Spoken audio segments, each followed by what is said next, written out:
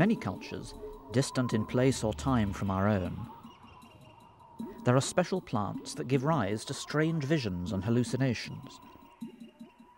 Experiences we associate with illegal drugs, but which, for these other cultures, are thought to be a gateway to another world.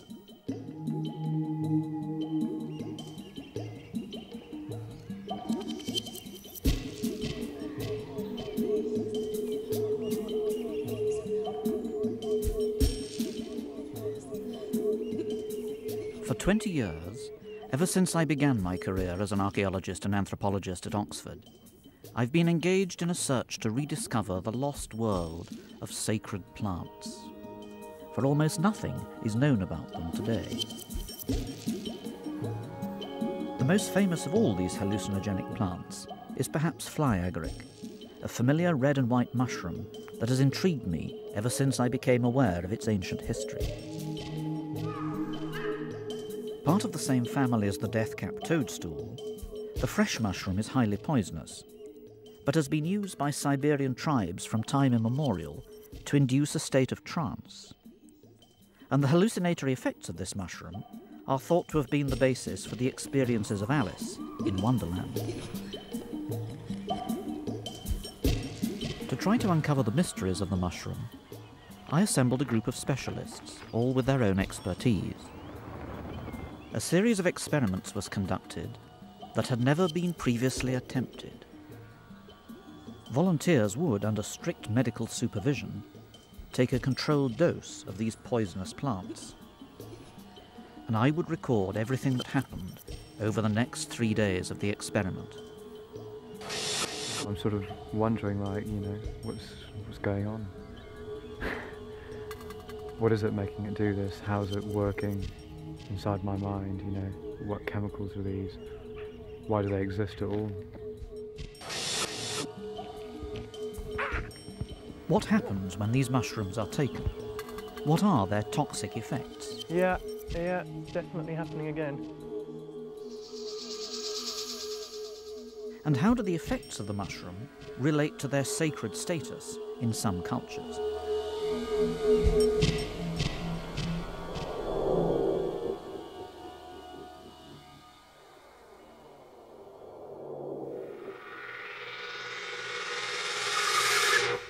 Hello, Joanna. Hello, good to Nice meet you, to see Andrew. you. And Cosmo. Hello, Michael. Good, well, come on in. We're up in the library. As I welcomed my guests to Hammerwood Park, we began to talk of the fly agaric, the red and white mushroom we all know well from fairy tales. Yes. Well, I've been trying to get back for all those years. Right. Well, it's a great place. What might my guests discover about this mushroom? A mushroom that has been linked for thousands of years to a world of elves and leprechauns and other little people. The team I had assembled had very different outlooks. Cosmo Holstrom, a consultant psychiatrist and senior lecturer at Imperial College, was interested in how the active chemicals in the mushroom affected the brain and was well versed in the risks involved in taking hallucinogens. While Joanna Idden wanted to measure the effects of the mushroom on sensation and perception. Previously a research scientist at Cambridge, she joined us from Senna's Cognition, a company specialising in these psychological tests. And finally, I was very pleased that Michael Carmichael was able to join us. One of the few people to have made a special study of the cultural use of the fly agaric, an ethnobotanist, Michael would approach the subject from a very different perspective, giving weight to the personal experiences of those who had taken the mushroom. I began by giving my guests a brief background on this strange plant. Well, here it is, Amanita Muscaria, the fly agaric. That's what it looks like growing in real life, but we've also got a dried specimen here. I'm going to pass it round, but you better not handle it too much because some of the active substances can adhere to your fingers and might be accidentally ingested. The mushroom grows throughout the northern hemisphere, but the best evidence that we have for its use comes from here in the eastern part of Siberia, but there are also indications that it was used in North America. During its long history, fly agaric has often been highly prized. Some of the psychoactive elements in the mushroom are excreted into the urine. An early account of the use of fly agaric describes how poor members of the tribe would, on occasions when the mushroom was being taken, stand outside the homes of the better off with a wooden bowl to receive the urine, which they're said to have drunk with great enthusiasm. It continues to have a special place in the cultures of Siberia, where it's used by several tribes, such as the Chukchi and the Koryak, as part of the ceremonies associated with shamanism.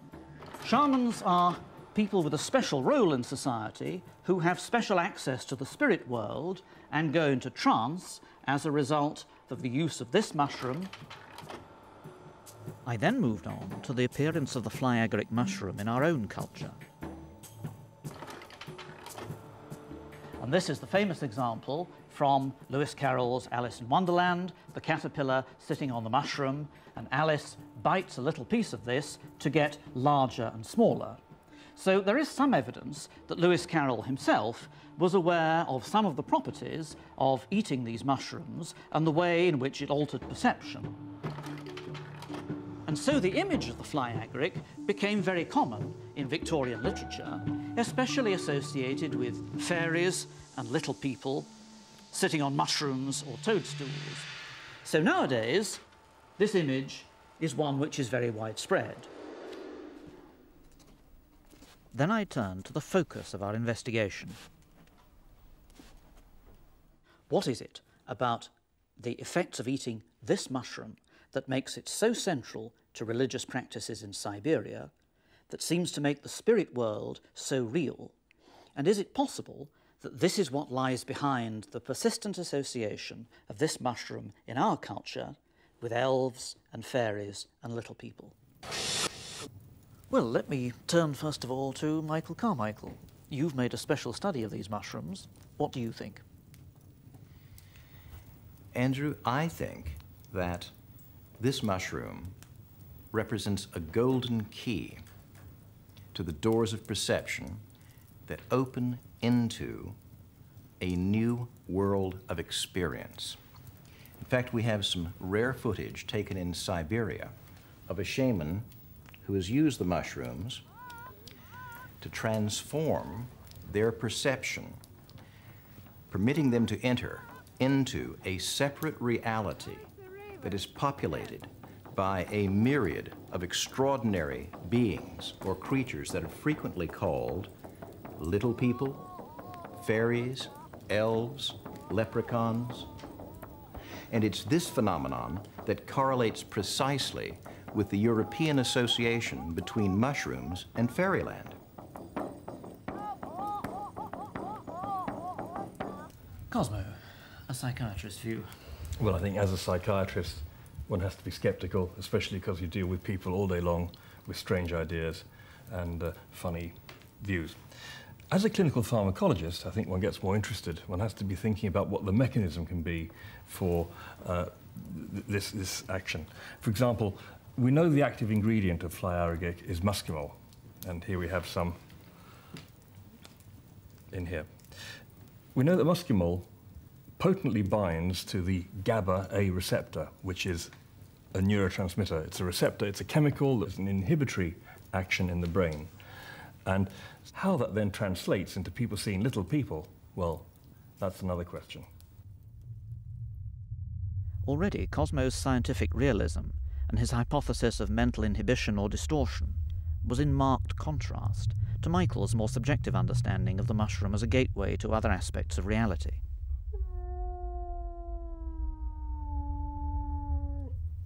One of the keys to the question may be in alcoholic withdrawal. In the DTs, people typically see little things, either little mice with jackets on or a whole brass band about so tall walking around on the table. And of course, we know that alcohol, again, closely acts on GABA, and you get GABA rebound. So I think we're talking about the same sort of phenomenon. Joanna? Perhaps if we try to look at it in relation to cognitive changes in, say, memory or attention, focused attention, we may find that it's actually in these details that we actually try and learn something about the scientific explanation for the more subjective reports.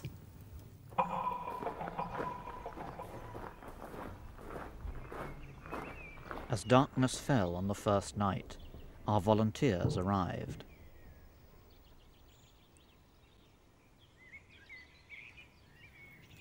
One of them, who runs a small business in Brighton, was experienced in the use of fly agaric. Well, Ed, come in and join us. I don't think you've met Cosmo, No. and Joanna, and this is Michael. Ed, I understand that you're not unfamiliar with the nature of the fly agaric. No, that's true. I wonder if you can tell us a little bit about your own subjective experiences of what it feels like. It's like having the most amazing computer animation sequence running through your head. Something like that. That is what I experienced in that kind of situation. Could you give us a description of these images, these visions? I saw landscapes, but not landscapes that are familiar to Is it like the virtual world. reality type experience? With a computer animation, when you look at it, you know that it's not real. With the kind of experience I had with fly agaric, the kind of internal visualizations I was getting were very real. We were also joined by Johnny Green, a freelance writer. For him, taking the fly agaric the following day would be a completely new experience. Well, Johnny, I suppose the question that we have in mind is, how do you feel about what we're asking you to undertake?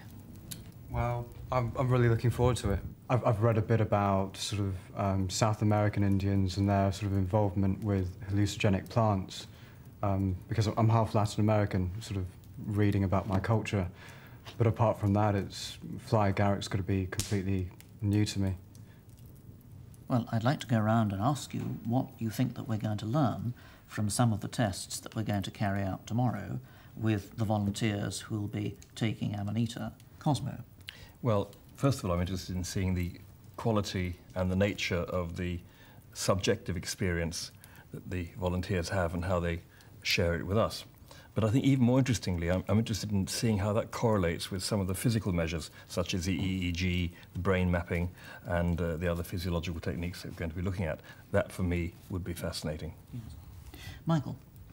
I want them to help me to understand how it feels and how it seems to a human mind that is crossing over this enormous threshold between the worlds. Joanna. Well, I'm going to use some computerized touchscreen tests which assess different aspects of cognitive function, including perceptual ability. So as well as looking at memory and learning and attention, which I think is probably very important in the perceptual aspects.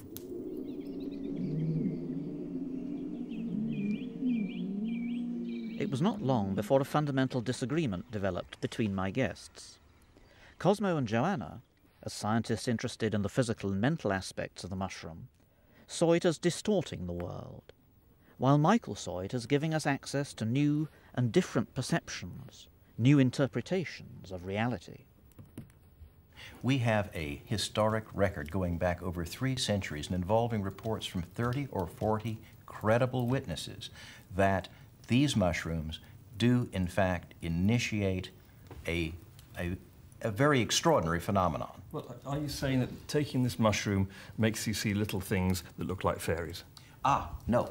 What it does, first of all, for anyone who takes these mushrooms, it alters their awareness, it alters their ability to perceive reality, and that is the fairyland or the outland or the otherworldly phenomenon we're talking about. So you're really saying that taking these mushrooms allows you to see another reality. I may be somewhat slow here, but I can't see why we're not just dealing with an illusion and even an hallucination. Now, you can learn a lot from illusions, they can be very entertaining, they can tell you a lot, but they're not real. And you're talking about this being a real other world. You said we've got to decide whether these things are actually real or whether this is actually valid. Now, that sort of terminology is not scientific. It is totally subjective. And I think we should examine the phenomenon before we try to conclude what or what might not exist in nature. Cosmo later rightly reminded us of the need for medical supervision, for the mushroom is highly toxic in overdose. I think we have to be a little bit careful about the dangers of exotic drugs. No doubt about that. They have side effects. They can cause mental illness if taken an overdose. They can cause death. They can cause coma. They're extremely powerful chemicals. They could be seen, and they could be, I think, validly described as very powerful scientific instruments. And of course, they should be respected. They certainly should not be dallied with or played with or fooled with. As the team turned in, I wondered what the next day's experiment would bring. For we were about to investigate something that had never previously undergone scientific scrutiny.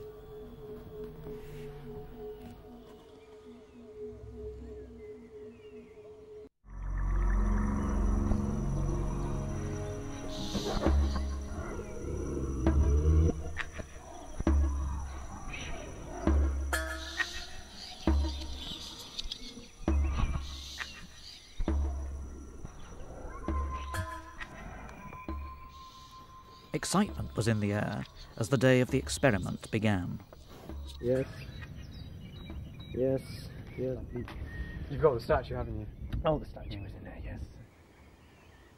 We had come to find out whether the fly agaric was part of a lost worldview in which nature is alive with spirits, and whether this might have given us the idea of little people and other mythical images. Can we recreate this world through the mushroom?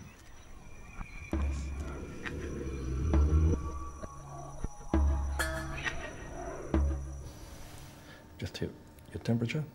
Our volunteers were about to take a powerful hallucinogen. Before they did, Joanna and Cosmo needed to conduct their tests on the volunteers in their normal state. This would give them a baseline level to compare with the readings taken when the fly agaric began to take hold. They recorded heart rate, body temperature, and reflexes like pupil dilation and eye movement, all of which might be dramatically altered by the effects of the plant. And minimal vertical nystagmus. We would also be keeping watch for any signs of toxic side effects, such as nausea, palpitations, and headaches.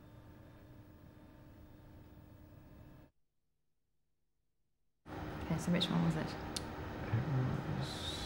Joanna's computer tests would check memory, pattern recognition, and spatial perception, Okay. which indicate how competently the brain is processing information.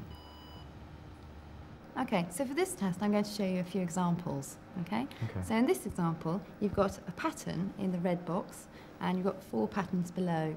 And I want you to touch the pattern in the white boxes, which exactly matches the one in the red box. Okay. Okay, so which is the exact match? That one? Perfect. Okay, so some of them are a little harder. Eyes open. There was also to be an electroencephalograph test. The EEG measures the electrical activity on the surface of the brain. And so by looking at, for example, the alpha rhythm, we can detect states of consciousness and the heart rate. We're going to look at real stimuli such as flashing lights, intense smells, blindfolding someone, so there's an absence of stimuli. And we are looking to see whether there are internally generated stimuli such as hallucinations, illusions, or altered states of consciousness, which may be recognized as being distinct from real external stimuli.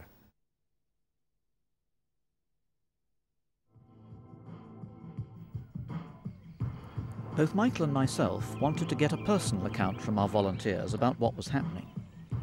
Again, it was important for us first to record how they would respond in a normal state.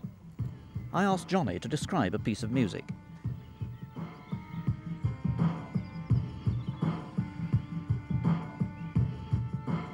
It's a very slow, atmospheric, regular beat, quite hard, and lots of other sounds sort of going on in the background.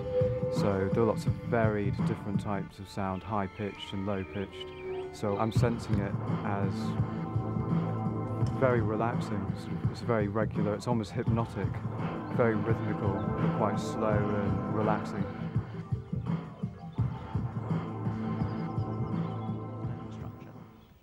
We took Ed to the gardens at the back of the house. Well, I mean, it's quite an old building. So could you just tell us how you perceive what's in front of you? Well, it looks like some kind of sandstone blocks, doesn't it, with a quite textured surface. Like you say, very ordered and right-angled. I mean, there are sort of different patterns within the stones, but nothing particularly striking.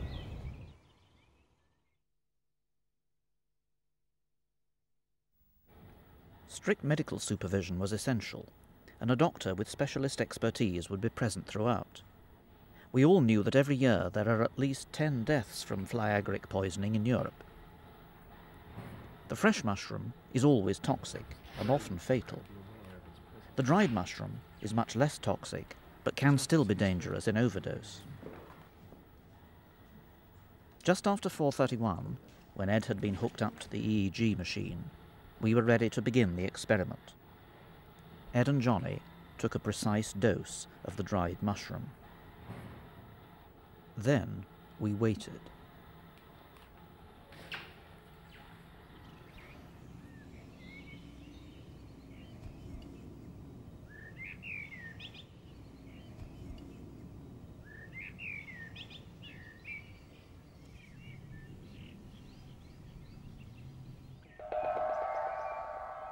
"30 minutes in, something started to happen. Towards.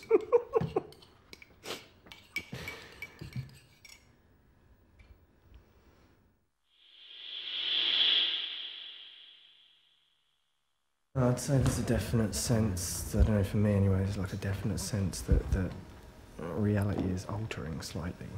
Or Yeah. my perception is altering slightly. I have a definite sense of the static in the air. Personally, I'm having trouble finding words to get out of my mouth at the moment. It seems like my kind of rational brain seems to be turning off. I don't have really strong sensations. I get the odd wave where I feel, I don't know, that my touch has maybe changed slightly. Things feel slightly different, but nothing very strong yet. I do actually have quite a strange sensation. It's almost as if there's a weight, like something heavy, inside my head, just under this bit, sort of at the top, and it's being pulled up and sort of pushing my head down, and it's like, it's quite strong. Are you feeling anxious? No, not really. No. Okay, let's just try your temperature. Johnny was feeling relatively unchanged, but Cosmo's physiological test showed the mushroom was taking effect. According to this, you have a temperature of 100.4 or 38 degrees. It's a little bit raised. Really? What would it normally be? 37. So it's just slightly raised. Your eyes are a little bit red, aren't they? Is that they usually that colour, or are they? Not usually. No. So you've got injected conjunctiva. What would be causing that? I'm sure it's a drug effect, isn't it? Yeah. It's probably why you're warm. The blood vessels in your skin, the outer blood vessels have got a bit larger, which is probably why there's more blood going to your skin, which is why it warms up a bit. Is that all linked with the increased heart rate? Probably. The Probably. temperature? Sort of abounding circulation. You cover your eyes with our blindfold. Cosmo had told us that people who are hallucinating may show lots of activity in the visual cortex of the brain on the EEG, even though they can't see anything. Close your eyes. The results of Ed's EEG tests would take several hours to process.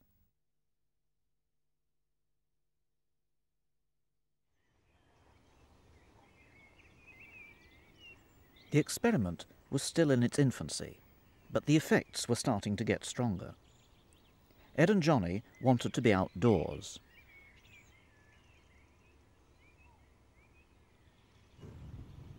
But how long do you think it's been since we took? I've That no first and idea. second dose. My sense of time is completely gone, actually. Yeah. I've no sense, Mine too. really no sense of time at all. I doubt I could even count the seconds at the moment. It just doesn't seem like there's any point in it at all.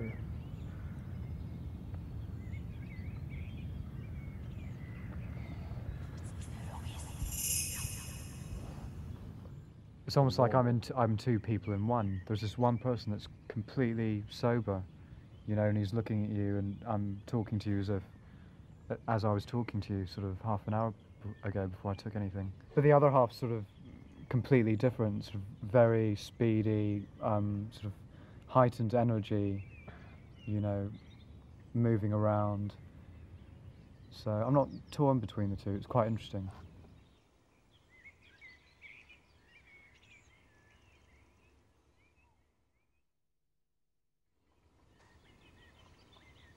Reports had suggested that one of the initial effects of the fly agaric can be sedative, and indeed Johnny fell asleep. It's only on waking that the full effects of the mushroom were said to begin to take hold. For Ed, those effects were building more steadily. He was now beginning to have visual effects, and we returned to the location that we had visited earlier. When I'm looking at the wall, it's sometimes quite hard for me to focus on the details of the wall because what's happening between me and the wall is more interesting in the air. What's happening there? It's like the air's come alive, it's taken on substance. And how does it look to you? Well, it's not even totally visible. Yes. But there's a big suggestion of the air being made up of much larger units which are kind of moving around in different ways and different changing shape. And sometimes when it changes shape you get sort of bars of light moving around or little pinpoints of light jumping about and lots of little patterns of lights doing interesting things in front of me. And what my hands, I mean, oh, blimey. Just here, this layer I was talking about, this kind of blanket surrounding my head, is totally fuzzy. I can't, well, I can see through it, but it's a total blur. It's like when you've got running eyes or something, totally blurred like that. Yeah, and that's just like a layer. You're looking at Andrew here. Yeah. Tell us how he looks. Does he have any surrounding phenomena? Yeah, Andrew has a bit of a heat haze around him. It's very much like a heat haze in the desert. It's like, yeah, the air's still transparent, but it's shimmering, it's wavering around him. Mostly around his head.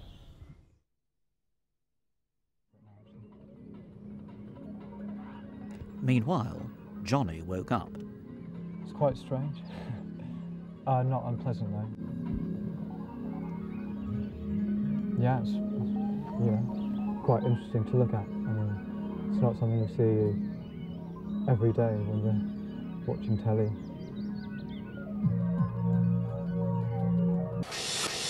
I think Ed woke me up, and my visual experience was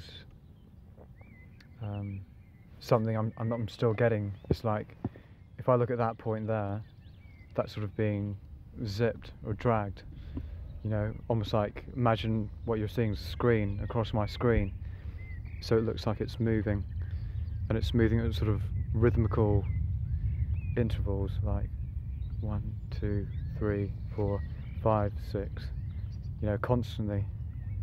Everything I'm looking at, apart from this sort of one corner, is moving.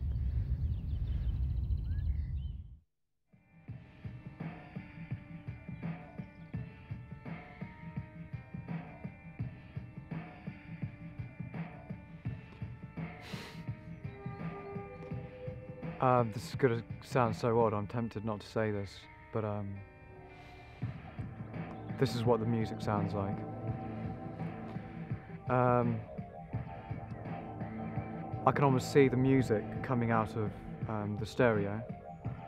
It's not a colour, it's just, I don't know, imagine like a car zipping by and you maybe see just a trace on the road, and then I can see it. What I'm seeing sort of zipping off, yeah, and leaving a base which is a square of grass, like a square patch of grass.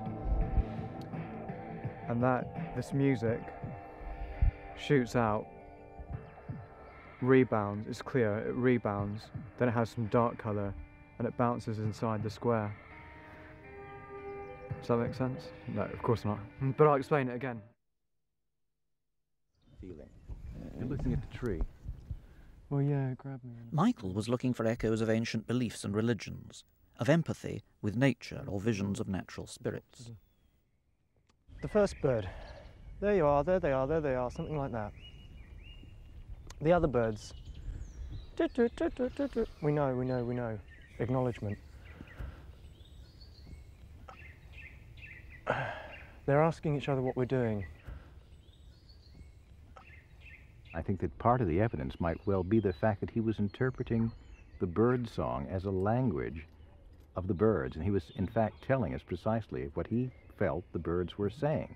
He was able to interpret, to translate their conversations for us. I'm not sure that that was going much beyond the kind of interpretation that you or I, if we'd been paying particular attention to that bird song, would also have caught with echoes of the rhythm of phrases in our own language.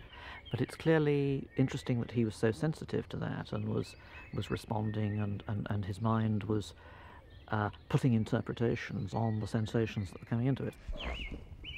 You know, they're just being birds. They just want to know if we're a predator or not, or what the hell we're doing here in their space.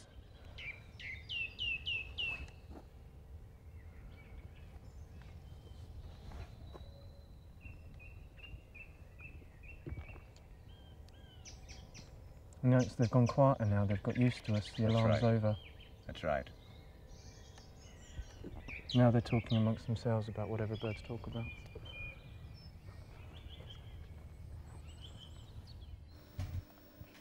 By now, Cosmo had processed the results of Ed's EEG test.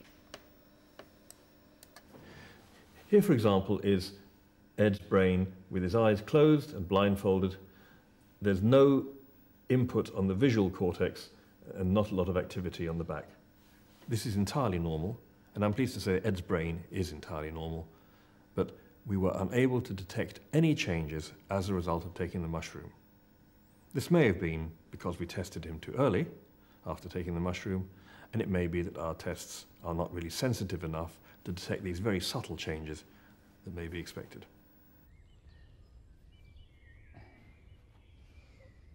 We were also looking for signs of size distortion, as described in Alice in Wonderland.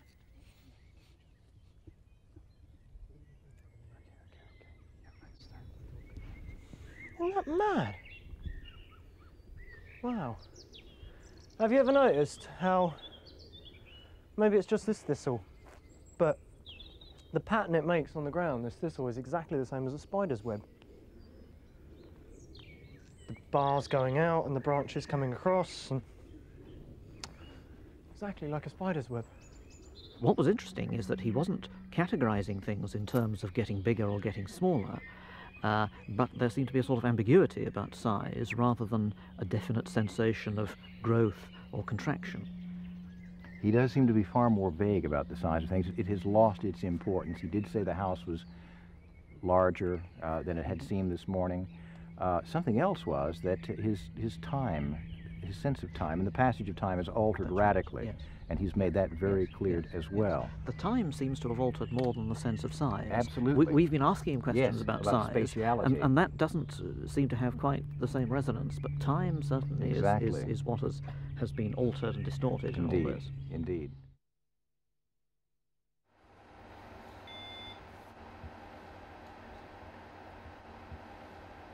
Joanna had been waiting to redo her pattern recognition test. But for Johnny, it had now acquired a new level of difficulty.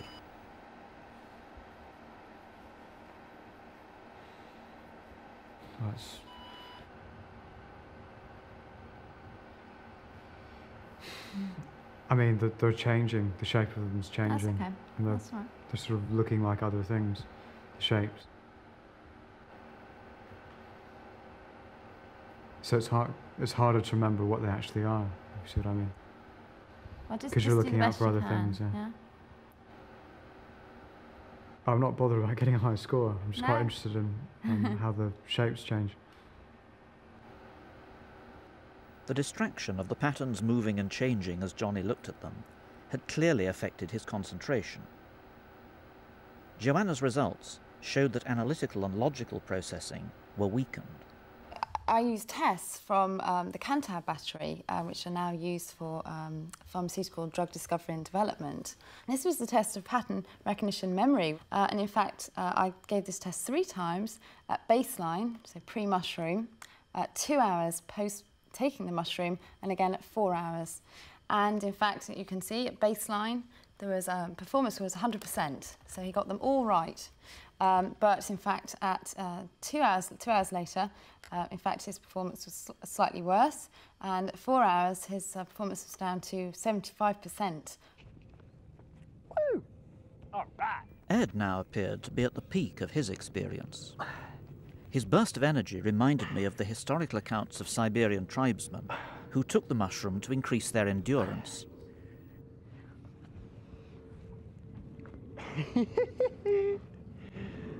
Yeehaw!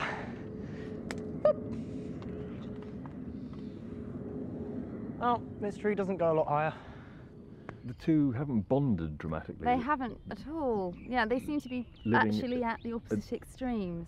Living a different experience, so that remains to be seen whether things progress. And I think perhaps Ed is very sort of into his own experiences and exploring them with some people yes, he's interesting. Seems to be enjoying it very much. He does, he does. Well, being a monkey.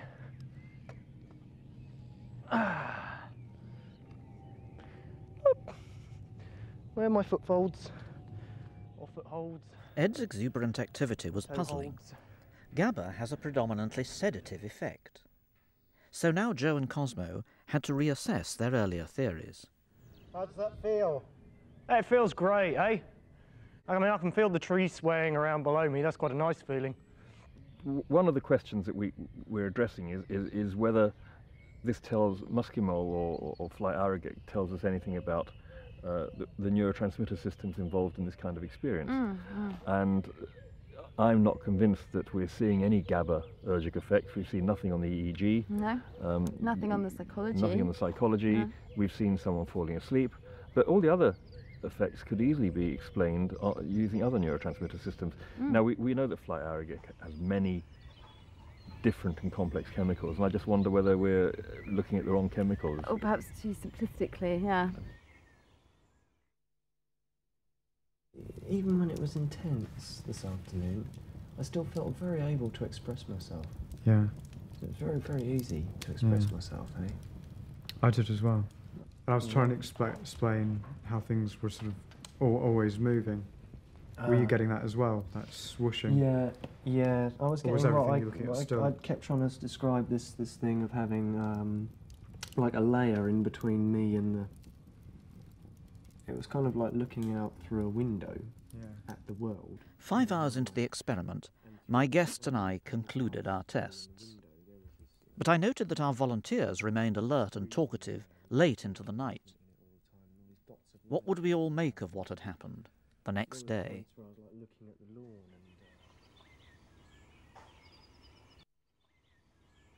It's very pleasant up here on the...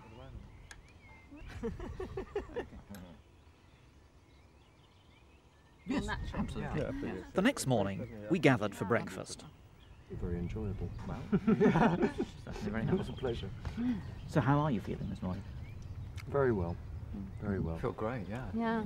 How about you? Are you both feeling similar, or are you? I don't know, how do you feel? I think we're feeling more Gabby- similar now than we were Are yesterday. you? In the library, we watched a recording of some of the events of the previous day. I can almost see the music coming out of the stereo. It's not a colour, it's just, I don't know, imagine like a car zipping by and maybe... I could see things more clearly. All colours were sort of enhanced, and there are lots more differences between different colours. Like, I'd look at, you know, all the greenness in front of me, normally just look like greenness, fields and trees, but when I looked at it yesterday, I mean, there were like so many different greens, and there are very sort of different shades of green. Yes. Is that because you're more focused on a very specific area of your visual field? It felt like it was because my senses were more open, and I was hearing the slightest thing, you know. I could hear like every bird in the vicinity, and I was much more aware of what my senses were picking up. Do you listen to a lot of music? I mean, are you aware of what sound does? I mean, when you've got a speaker going and there's an obstacle, you're aware of its bouncing back. Yes. So you're making use of all these things that are already in your mind, your expectations, and you're giving them visual form. Yeah, that could be it, exactly. I mean, I do realise that sound bounces off things, you know, it comes in the form of waves. You were being tested by Joanna on your perception. Yeah. And she was asking you to identify various patterns. Yeah. And at one point, you decided that the patterns were changing and that you no longer could participate in the test. Tell us a little bit more about what was happening, what you were seeing, and why you said that. Yeah. It just, the whole experience just felt quite strange and alien. Like, why were they, you know, now I can realise why they were testing, you know, whether I had sort of memory of the same shapes, but it became irrelevant because the shapes were changing in front of my eyes, you know, like a V sign sort of became like a zigzaggy line, and I don't know, blues were changing to greens slightly, and squares were turning into ovals. The only way I could describe what it looked like is like when you're driving down a hot road and you see that heat haze on the road, that shimmering. Or, you know, you get it in the desert as well. But that's what it looked like to me, and that was fascinating. It stood out from my hand about 2 centimetres, all around my hand. When I saw it around your head, it was very distinct. So would you say that this was a particularly powerful and important experience to you personally? Definitely. I mean, it was a very strong experience. It's nothing like I've ever experienced. It's hard to compare it to anything else. It's like asking somebody to describe what it's like to be drunk to somebody who's never been drunk before. I mean, you can say I felt a bit dizzy, or, you know, I felt a bit ill, but you can never convey completely that sensation. And what I was feeling was like very distinct.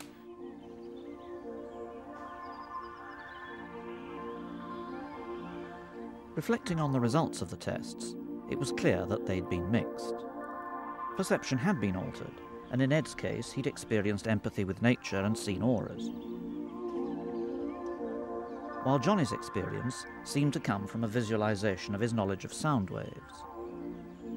But there'd been no distortions of size, and we had not been able to account directly for the fly agaric's connection with fairies and little people.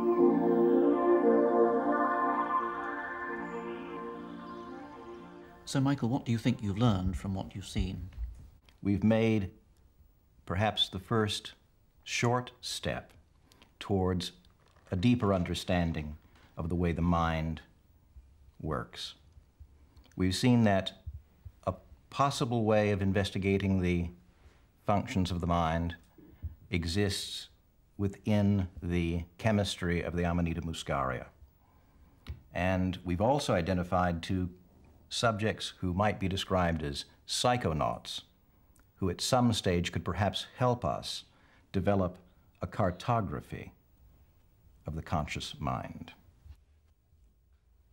As scientists, Joanna and Cosmo were rather more sceptical. I think what we currently have are very good tests of memory function, for example. But what we don't have is a test of how amazing the feeling is. And I think that what I can tell you is about the nuts and bolts, which relates very closely to those feelings, but actually has an inverse relationship. I don't think we've learnt a great deal about the brain chemistry, and I don't think we've learnt anything about little people, the other world, and dwarves and elves. And I say that because both of the boys had different experiences. None of them talked about small objects, distortions in size. None of them had, as far as I know, hallucinations and saw things that weren't there. They may have had slight distortions of perception. When we tested their distortions of perception, they were actually not even true illusions. They were false interferences with what they were seeing. Cosmo did, however, have a theory to explain the visual effects experienced by the volunteers.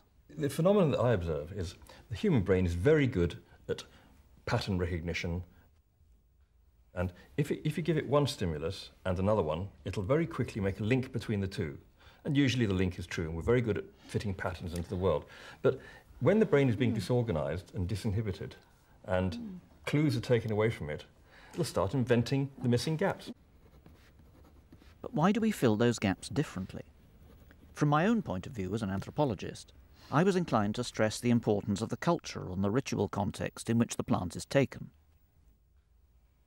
The crucial thing is what you bring to these experiences, that there really isn't a sort of mechanical relationship between taking a substance and having a certain experience.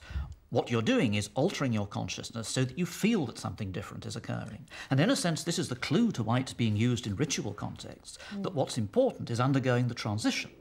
So it's the expectations which determine the interpretation and determine the significance of it. It wasn't long before our different perspectives led to disagreements.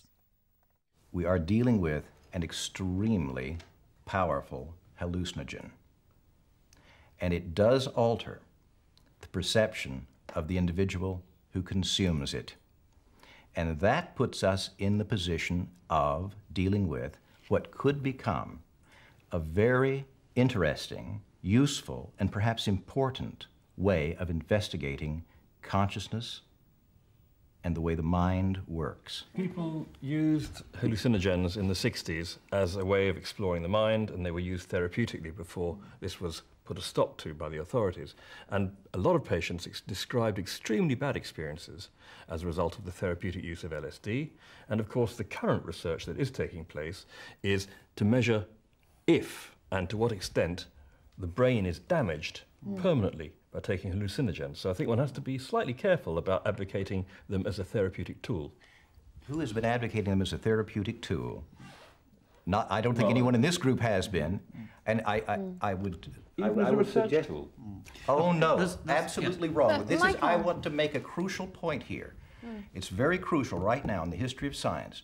There is a clear distinction. One person in this group, and perhaps others, would like to exclude an entire class of botanical and organic substances from scientific research. And I want to demur from that opinion, because I think they are very important and potentially powerful instruments for investigating the mind. You're giving a very positive description of what you've seen, and yet from the other side, one is receiving a description which is one of disablement and impairment. How do we square these two accounts of the same experience? From one perspective, certain functions of the mind might well be impaired, while enhancing other unmeasurable, or at least heretofore unmeasurable, functions that are still taking place within the mind, as we well know from the reports we received this weekend. That seems to be an important item of disagreement, because... No, I would agree with Michael, absolutely. I think what I can really report is the facts, but I fully agree that there is a whole level above that that we cannot explore because we do not so far have the means. And exploring human consciousness was exactly what Michael thought we should be doing.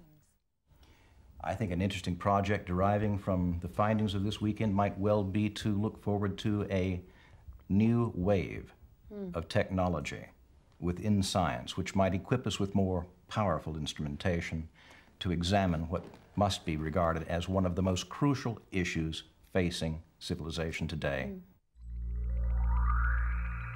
As my guests departed, I was left to reflect on the fascinating events of the last 3 days.